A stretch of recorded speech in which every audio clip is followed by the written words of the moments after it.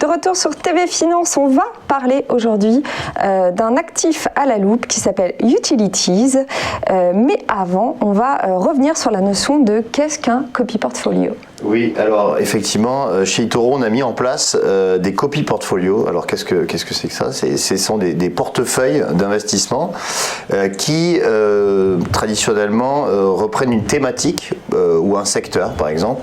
Donc on a plus d'une quarantaine maintenant de copy portfolios. C'est un produit qu'on a lancé maintenant depuis plus de 4 ans.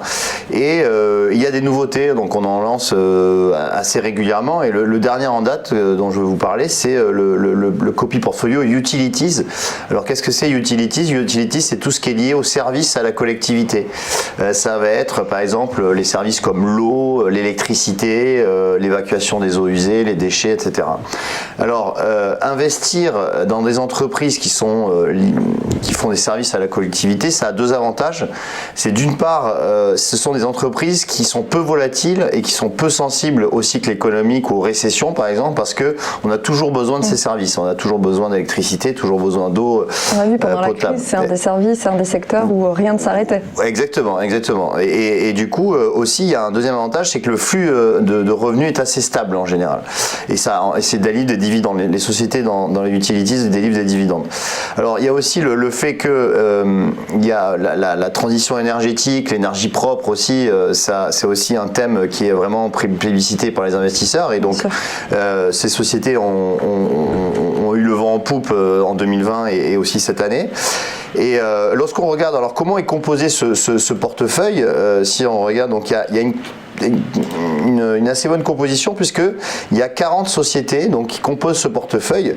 Donc on va retrouver la pondération la plus importante ici, cette colonne là, vous voyez, c'est le poids qu'a chaque société dans le portefeuille. Donc Endesa, c'est une société espagnole, l'équivalent un peu d'EDF en Espagne, qui pèse 7,35. Après on a une société chinoise. En termes de, alors on a Iberdrola, Red Electrica, E.ON, bon voilà, on a énormément de sociétés. Alors on va retrouver également Total Energy. Alors c'est vrai que Total a fait un virage à 180 degrés et maintenant veut devenir un des 5 plus gros producteurs d'énergie propre dans les 10 prochaines années. Donc on a intégré Total Énergie, RWE. En France, on a également donc Engie, j'en parlais tout à l'heure, Suez et EDF. Voilà, donc c'est vraiment un portefeuille assez bien équilibré avec 40 sociétés à l'intérieur. Lorsqu'on regarde ensuite les statistiques, alors, ce qu'on fait en général, c'est que on fait un backtest des statistiques, c'est-à-dire qu'on va prendre le portefeuille avec les valeurs et puis on va regarder la performance sur les années précédentes. Et donc, ça s'appelle donc c'est un backtest et on voit que depuis 2017, il y a eu que des années positives puisque on a donc 15% en 2017, 4,82 en 2018, etc. Et en 2021, on est sur 5,57. Donc, on voit que les performances sont pas sont pas volatiles, elles sont pas mirobolantes non plus, c'est pas des 100%, mais c'est des performances qui sont régulières, sécuritaires, et c'est pour ça que d'ailleurs quand on regarde l'indicateur de risque, on voit qu'on est sur un indicateur de 3,